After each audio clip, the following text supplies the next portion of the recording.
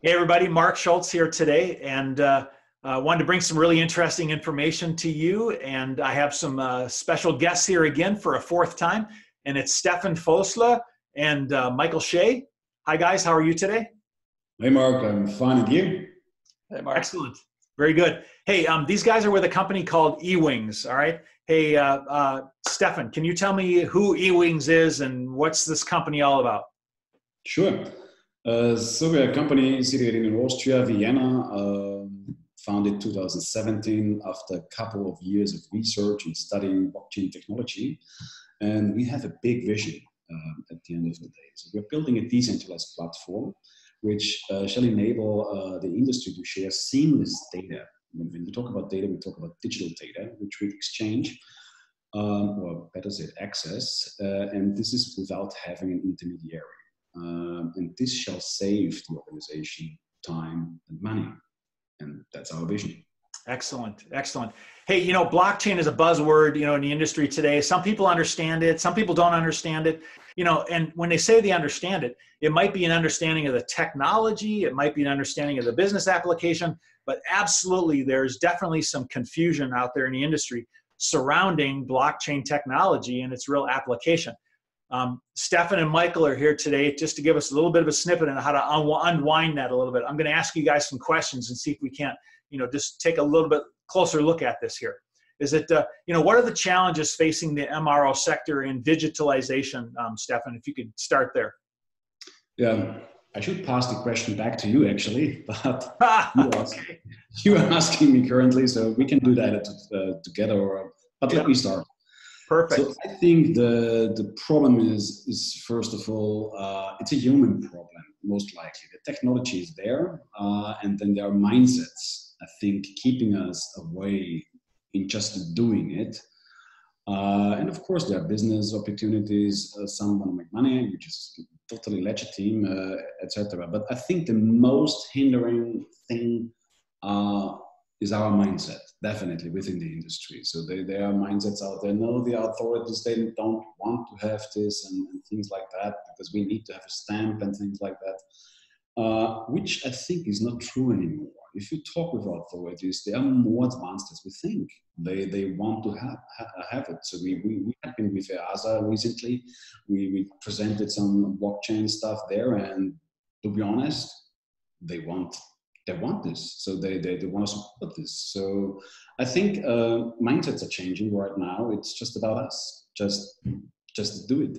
Yeah, I definitely would agree with you. I always say that belief is the beginning of the journey for digital transformation, and really the mindset of moving in that direction is really a super important part of that. But paper still plays an enormous role in the MRO sector.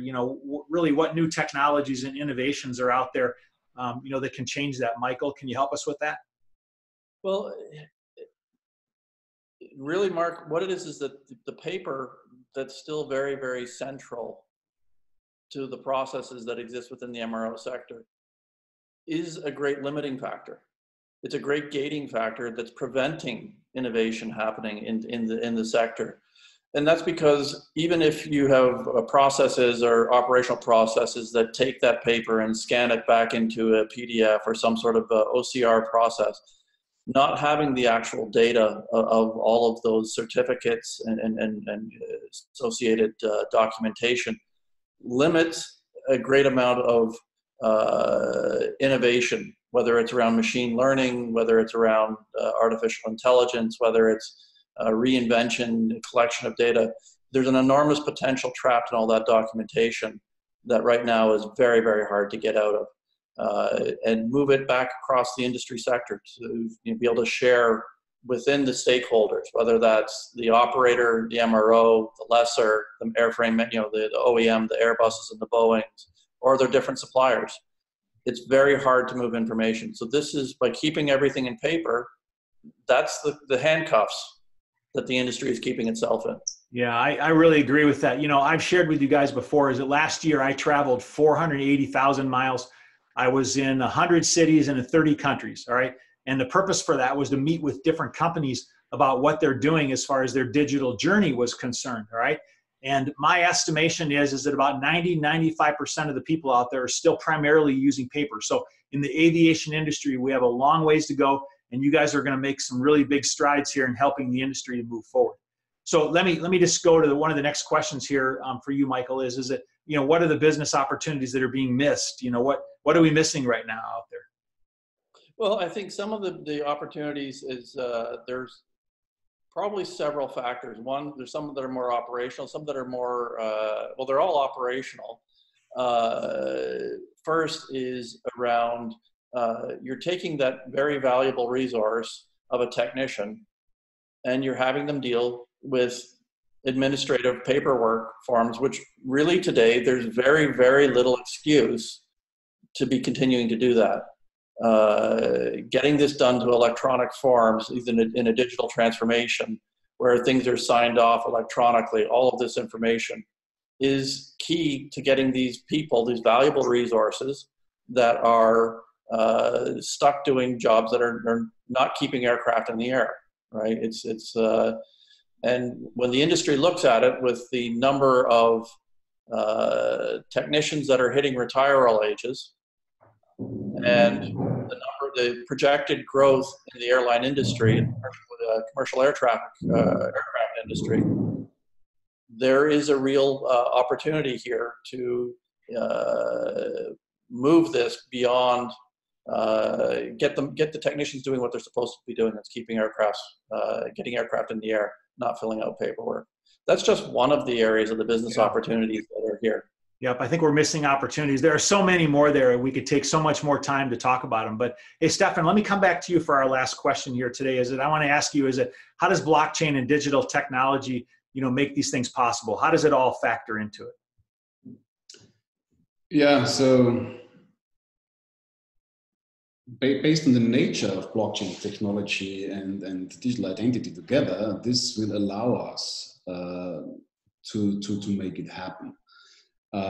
One is in one previous topic already discussed, moving from the login and the password and login paradigm to shift over to the public key infrastructure, which is making our environment more secure than ever before.